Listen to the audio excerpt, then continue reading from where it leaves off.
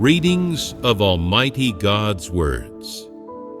Exposing Antichrists. Item 15.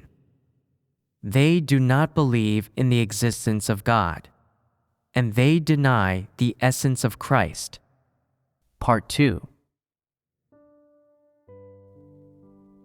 B.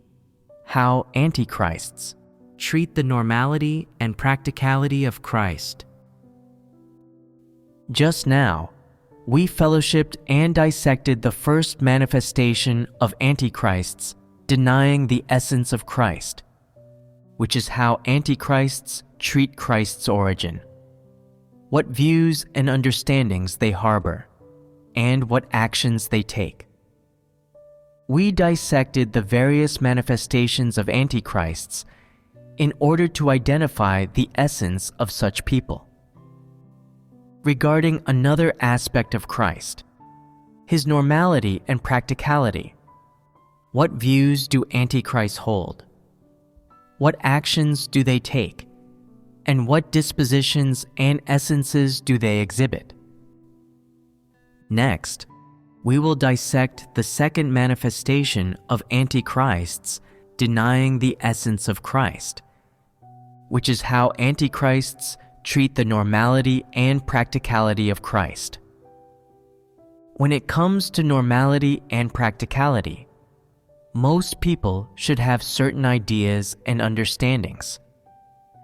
For example, not drinking water or eating for 3 days, but not feeling hungry or thirsty, and actually feeling physically stronger and more energized than before. Does this count as normality and practicality? Normal people feel tired after walking 4 or 5 kilometers. If Christ does not feel tired even after walking 40 kilometers, and his feet do not hurt, and he is even lighter than air, feeling more energized, can this be considered normal and practical? If Christ does not catch a cold when exposed to cold, and never gets sick under any circumstances, if his eyes can emit a light that's several dozen times stronger than whatever strong lights they are exposed to, and his eyes do not feel tired or become short-sighted no matter how long he looks at a computer, if he does not find the light of the sun glaring no matter how long he looks at it, and does not need a flashlight when walking at night, though others do, and his eyes get brighter as the day goes on. Are these considered normality and practicality? None of these are. This is common knowledge that people often come into contact with. Normality and practicality means feeling thirsty after not drinking water for a long time, feeling tired after talking a lot, feeling foot pain after walking a lot, and feeling sad and shedding tears upon hearing sad and heartbreaking news. This is normality and practicality. So, what exactly is the precise definition of normality and practicality? That which conforms to the normal needs and instincts of the flesh, and does not exceed this range, is the definition of normality and practicality. That which conforms to the capabilities and scope of normal humanity, the rationality of normal humanity, and the emotions of normal humanity, such as happiness, anger, sorrow, and joy, falls within the scope of normality and practicality. Christ is the flesh worn by God on earth. He, like any normal person, has normal speech and behavior, a normal life routine and schedule. If he does not sleep for 3 days and nights, he will feel sleepy and wish to sleep even while standing. If he does not eat all day, he will feel hungry. and if he walks for a long time, he will be fatigued and would like nothing more than to rest soon. For example, I also feel tired after gathering and fellowshipping with you for 3 or 4 hours, and I also need to rest. This is the normality and practicality of the flesh.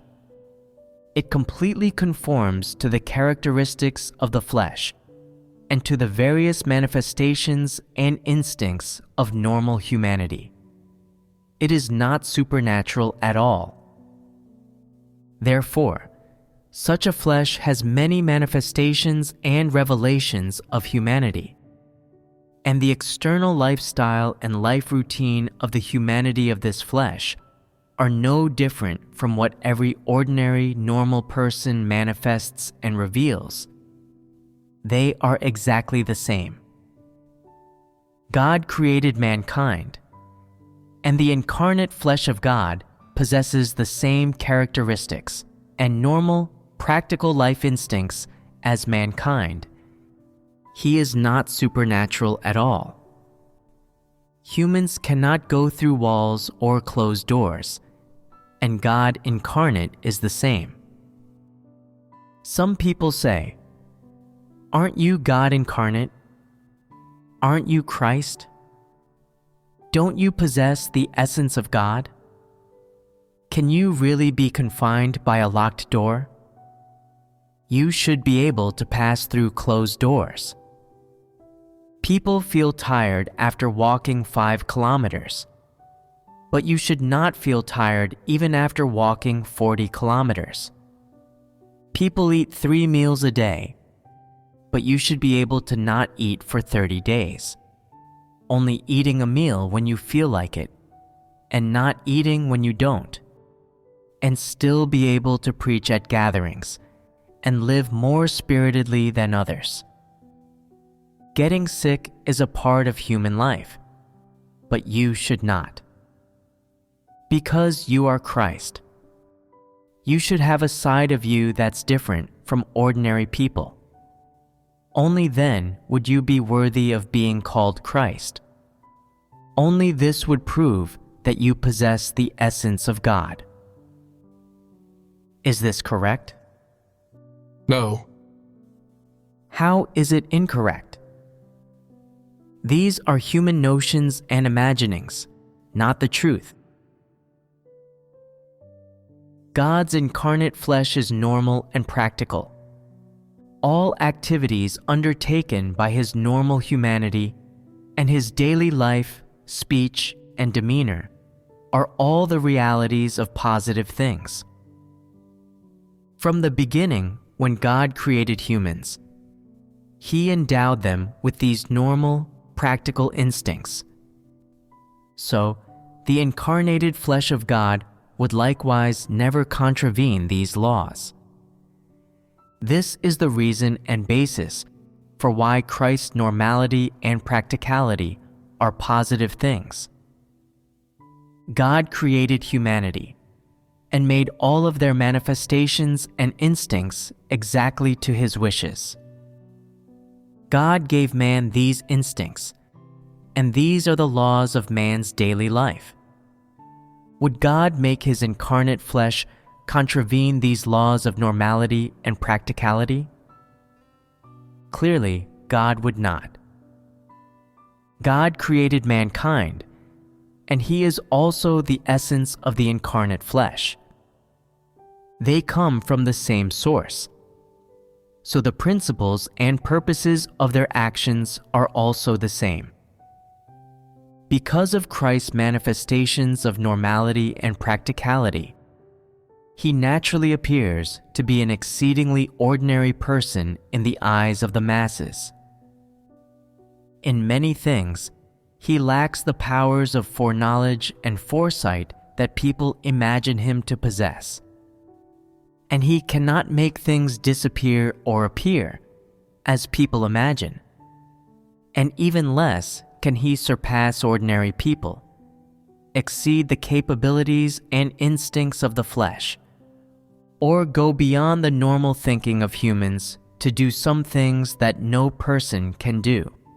like people imagine. Contrary to these imaginings, to the naked eye of man, this ordinary person has not revealed or manifested a single hint of God from the start of his work to the present. To the naked eye of man, aside from his speech and work, no hints of God or revelations of the identity and essence of God can be observed in any of his normal human activities. No matter how people look at him, he always appears like an ordinary person to them. Why? The reason is singular. What man sees is correct. The incarnate flesh of God is genuinely a normal, practical person, a normal, practical flesh.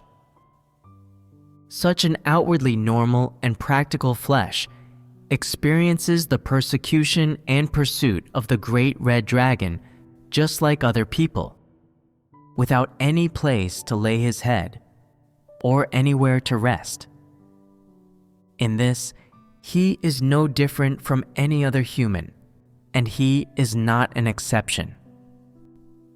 While experiencing such persecution, he also hides himself wherever he can. He cannot turn himself invisible or flee underground. He does not possess supernatural powers to evade these dangers. The only thing he can do is to obtain information about them in advance, and then hurry to escape. When faced with dangerous situations, people feel nervous and afraid. Do you think that Christ feels afraid? Do you think he feels nervous? Yes. You're correct. How do you know? Any normal person would feel nervous in that situation. That's right. You've put this very well. You truly understand normality and practicality. You have understood this perfectly. Christ will also feel nervous and afraid in these situations. But will he show cowardice? Will he feel terrified of the ruling party? Will he compromise with it? No. He will only feel nervous and afraid and wish to escape this den of demons quickly. All these are manifestations of Christ's normality and practicality. Of course, there are quite a few more manifestations of Christ's normality and practicality, such as sometimes being forgetful, forgetting people's names after not seeing them for a long time, and so on. Normality and practicality are merely characteristics, instincts, signs, and markers of a normal, ordinary person.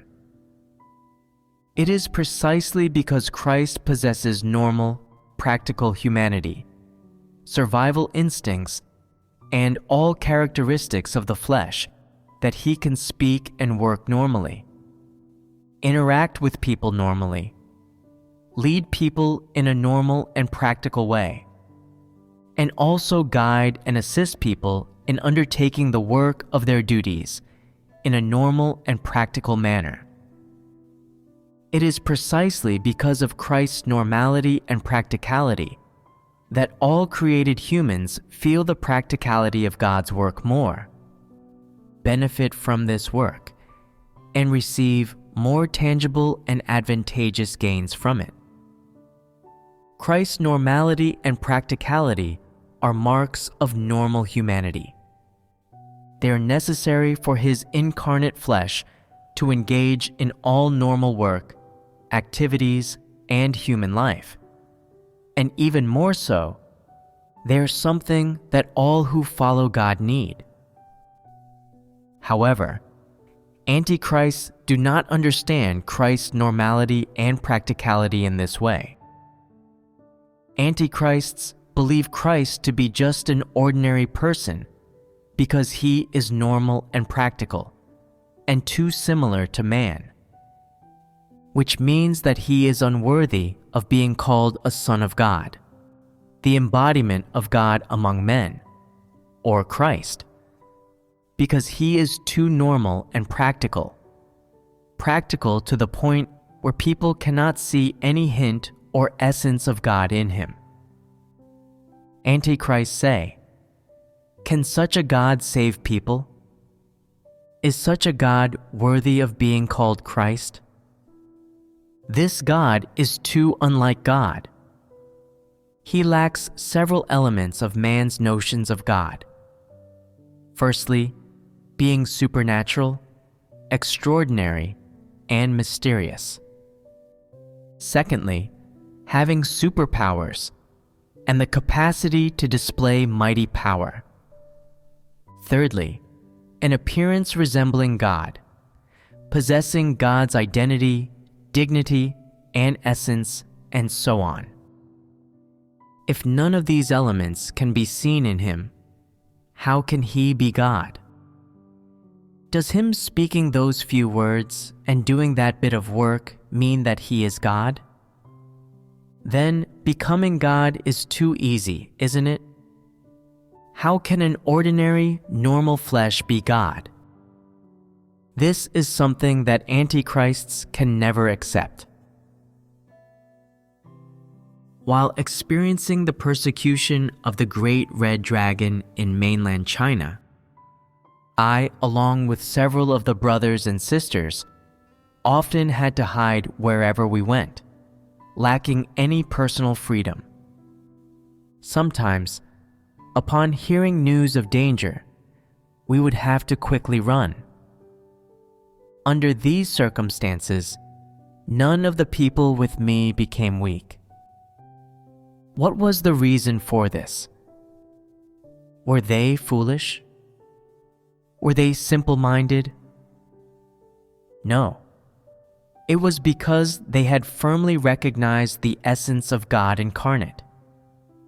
They not only held no notions or condemnations about the normality and practicality of Christ, but also showed consideration and understanding toward these qualities, and comprehended them in the correct way.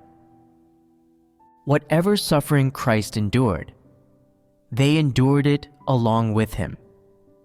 And no matter what persecution and pursuit Christ experienced, they still followed him without complaint, never becoming weak due to these circumstances. It was only when I went to certain places that there were some individuals who, knowing I had fled in haste to avoid dangerous environments, and that there might well be nowhere else for me to stay, and no one else who would put me up, thought to themselves, you claim to be Christ, God's incarnate flesh, yet look at the sorry state you're in. How are you fit to be Christ? In what way do you look like God? You think that you can save others? You ought to hurry up and save yourself first. Can following you bring blessings? That seems impossible. If your words can save others, then why can't they save you? Look at you now. You don't even have a place to rest your head, and you have to seek help from us humans, from powerful people. If you're God, you should not be so pitiable. If you're God's incarnate flesh, you should not be without a place to call home.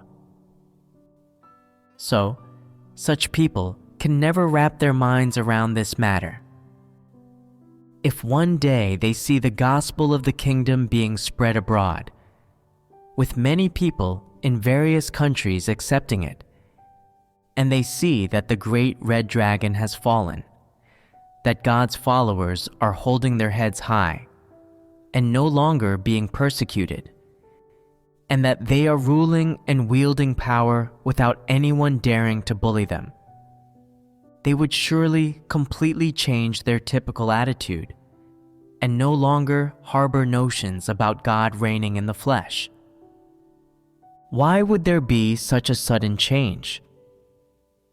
These individuals rely solely on what they see with their eyes. They do not believe that God's words are the truth, that He is Almighty, or that everything He says will come to pass. Do such people believe in God? What do they believe in? Power. Does Christ have power? Among corrupted mankind, Christ has no power. Some people say, doesn't God have authority? If Christ's essence is God, then why doesn't He possess God's authority? Authority is much greater than power, so shouldn't He have power too? What is the aim of the work of God incarnate? What is the duty of the incarnate God? Is it to brandish power? No. Therefore, like any normal person, He suffers rejection, insults, slander, and hostility from this world. Christ must endure all of these things. He is not exempt from them. Those who genuinely pursue the truth not only have no notions about Christ's normality and practicality. On the contrary, they also see God's loveliness in these qualities more, and gain a better understanding of the true essence of God and the true essence of the Creator through them. Their understanding of God becomes deeper, more practical, more genuine, and more accurate. By contrast, Antichrists often feel unwilling to follow a Christ like this because of all His normality and practicality, thinking He lacks supernatural abilities and does not stand out from ordinary people, and furthermore, experiences the same living environments as mankind. Antichrists are not only unable to happily accept all of this and understand God's disposition from it, they also condemn and guard against it, and even more so, make accusations about it. For instance, when someone does something that goes against the principles, if I don't ask about it and no one tells me about it, then I won't know about it. Isn't this a manifestation that falls within the scope of normality and practicality? Those who possess a correct understanding and normal humanity would explain the matter to me clearly and thoroughly, and then allow me to deal with them however I see fit. Antichrists do quite the opposite. They observe me with their eyes, and they test me by means of worming things out of me. Then they think to themselves, since you don't know about this matter, that makes it easy to handle. I had a scheme to deal with you in case you did know about it, and I had another scheme to deal with you in case you didn't. For a major issue, I'd make it sound like a small issue, and then reduce it to nothing at all, keeping you completely in the dark and allowing this matter to blow over. Since you're unaware of this issue, you don't need to or have to know about it going forward. I'll take charge of it. When you find out about it one day, it will have already unfolded as I intended to. And what will you be able to do to me then? Which people treat Christ in this manner? Are they good people? Are they people who pursue the truth? Do they possess humanity and integrity? There were some leaders who did certain things. They promoted individuals in the church arbitrarily. They squandered offerings and made excessive, indiscriminate purchases.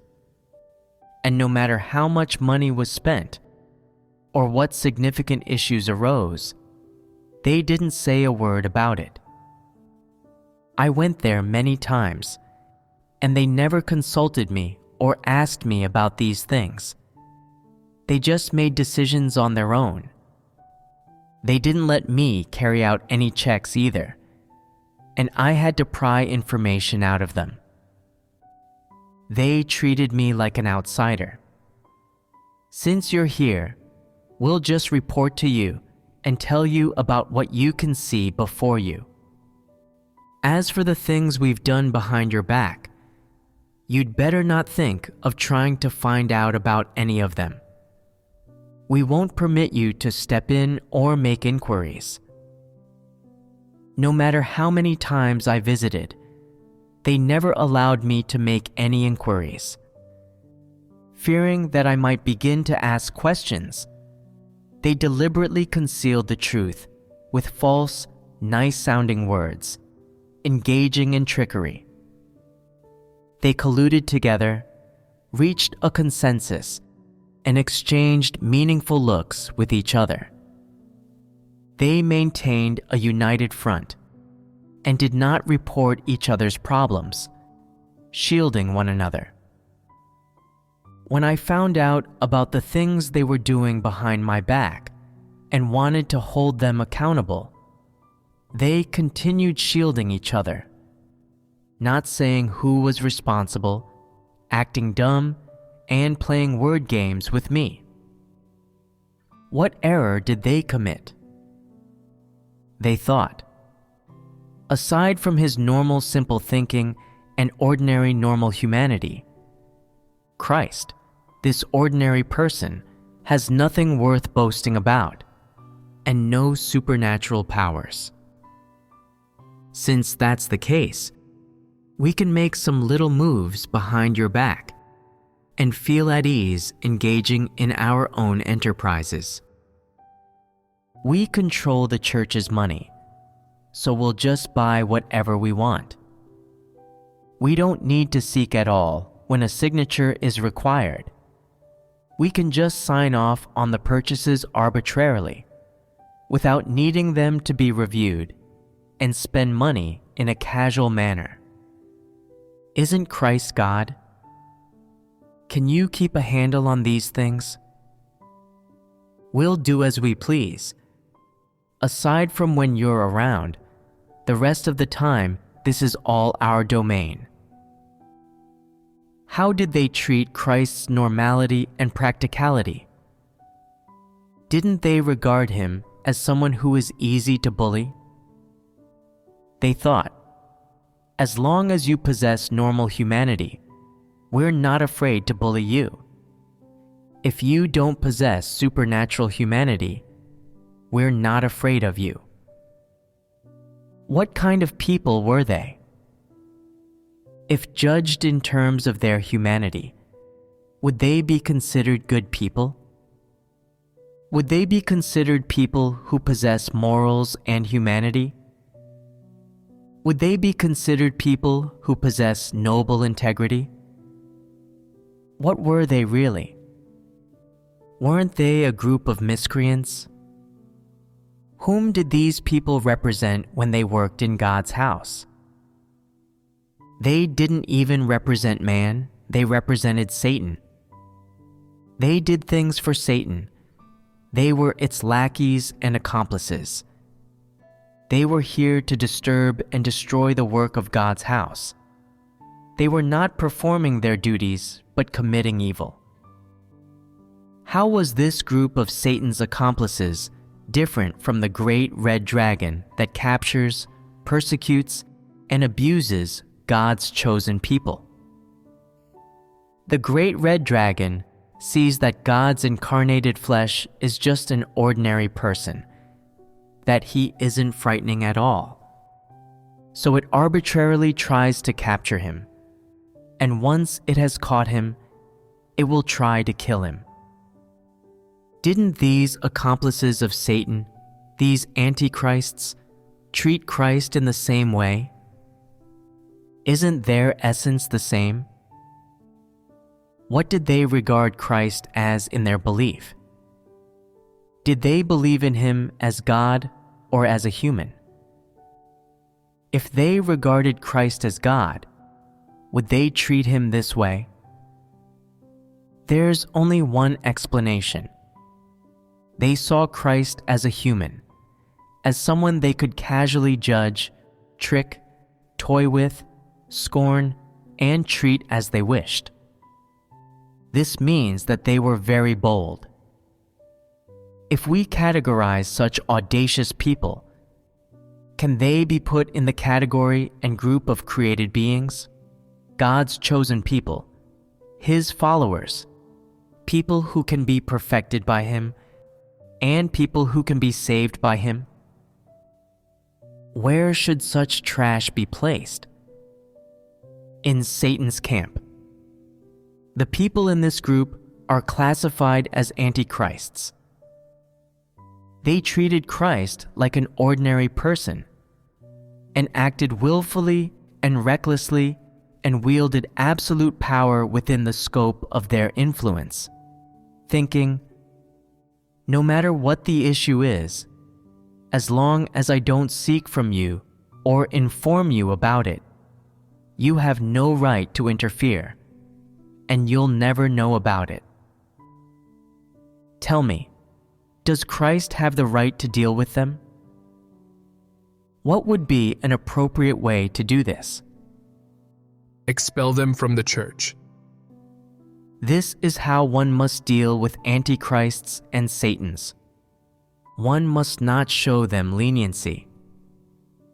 When people like this believe in God, regardless of what God does, how he provides people with the truth, or what work he does, they pay this no heed. If they lack power, they think of ways to obtain it, and once they're in power, they seek to stand on equal footing with Christ, to divide the world with him, to compete to see who is superior and contest for status with him. Within the scope of their influence, they want to challenge Christ, saying, I want to see whose word carries more weight, yours or mine. This church is my turf. I'll spend the church's money however I wish, buy whatever I desire, and handle matters as I please. Whoever I decide is no good is no good. I'll use whoever I want to, and no one is permitted to touch the people I choose to use. If anyone does, I'll never let the matter drop. Even if God says he wants to, I won't stand for it. Isn't this courting death? If people come to understand God's loveliness more, and gain a clearer and more accurate understanding of God's practicality and essence through the normal and practical humanity of God incarnate, then they are people who pursue the truth and those who possess humanity. However, some people do not regard Christ as God due to his normal, practical side. They act more impudent and bold before him. They are more emboldened to act freely, and they become more possessed of thoughts of surpassing Christ and controlling God's chosen people. They feel that they have capital with which to disdain and compete with Christ, an evidence upon which to regard Christ as a human. They think that after they obtain this evidence, they don't have to be afraid of Christ, and that they can criticize him freely, casually converse and laugh with him, and put themselves on equal footing with him, and discuss their domestic affairs and personal worries with him. Some even say, I've shared my inner thoughts, weaknesses, and corrupt dispositions with you, so tell me about your state. I've told you about my experiences before and after coming to believe in God, and I've told you about how I accepted God's work. So share your experiences with me. What are they attempting to do? Don't they see God incarnate as too ordinary and normal, and wish to turn him into a family member, a buddy, a friend, or a neighbor? Regardless of how normal and practical Christ is, his essence will never change. No matter his age, where he was born, or how his qualifications and experience compare to yours, whether he appears lofty or insignificant to you, never forget that he will always be different from you. Why is this so? He is God living in an outwardly normal and practical flesh. His essence is eternally different from yours. His essence is that of the supreme God who is forever and always above all mankind. Do not forget this. On the surface, he appears to be an ordinary and normal person. He is called Christ, and he has the identity of Christ. But if you regard him to be a human in your belief, and view him as an ordinary person, as a member of corrupt mankind, you are in danger. Christ's identity and essence never change. His essence is the essence of God, and his identity is always that of God. The fact that he lives within the shell of a normal, practical flesh does not mean that he is a member of corrupt mankind, nor does it mean that humans can manipulate or control him, or that they can be equals with him or vie with him for power. As long as people see him as human and measure him using human ways and perspectives, and try to turn him into a friend, peer, colleague, or senior officer, they are placing themselves in a dangerous position. Why is it dangerous? If you see Christ as an ordinary, normal human, your corrupt dispositions will begin to emerge. From the moment you regard Christ as human, your evil deeds will start to be exposed. Isn't this the dangerous part?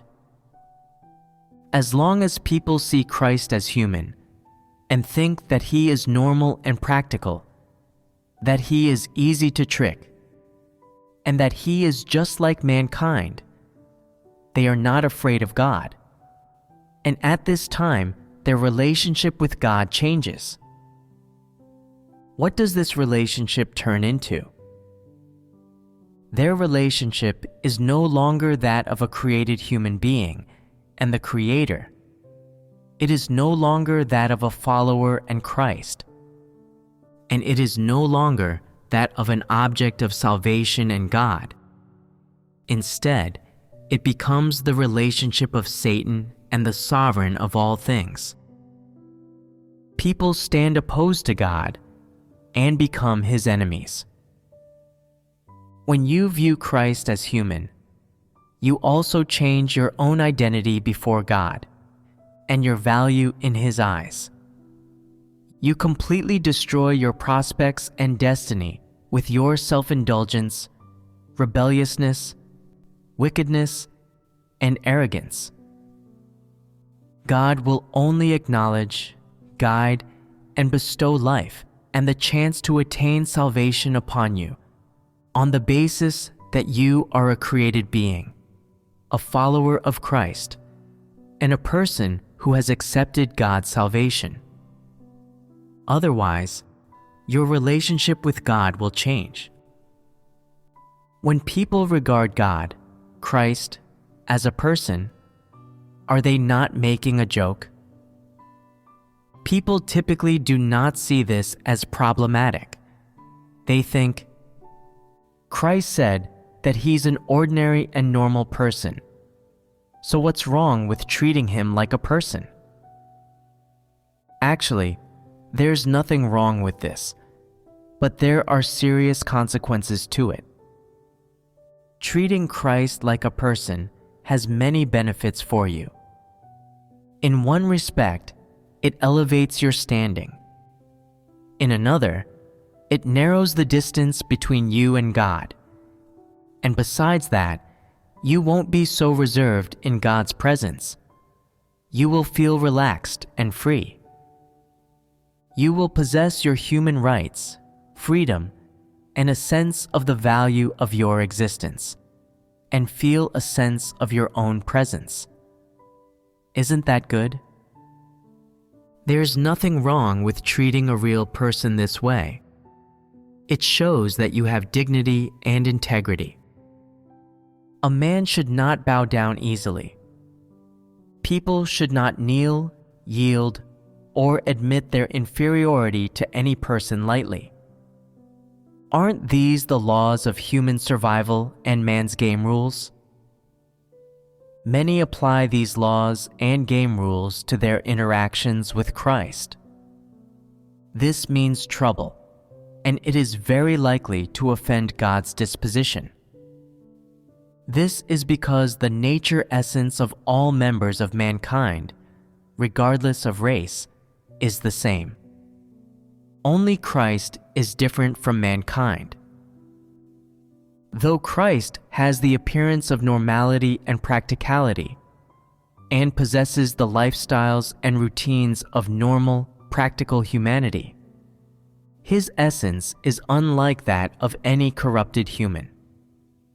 It is precisely because of this that he is qualified to demand that his followers treat him in the way that he requires. Apart from Christ, no other person is qualified to use these methods and standards to make requirements of people. Why?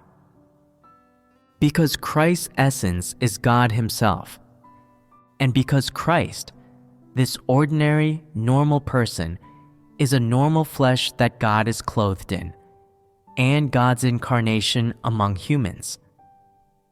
Just based on this alone, seeing Christ as a person is incorrect. Treating him like a person is even more incorrect. And tricking him, toying with him, and fighting against him as though he were a person is even worse. Antichrists, this gang of wicked individuals who detest the truth, remain forever oblivious of this significant problem and clear mistake. Why is this? Because their nature essence is the essence of an antichrist.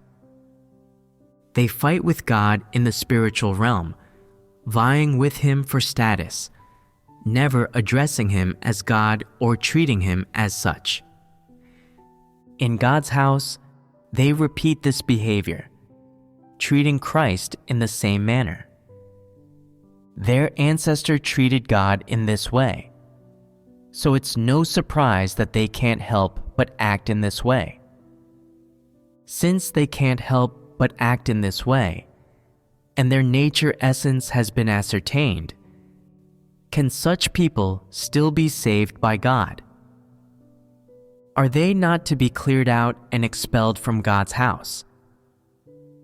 Are they not to be rejected by all of God's chosen people?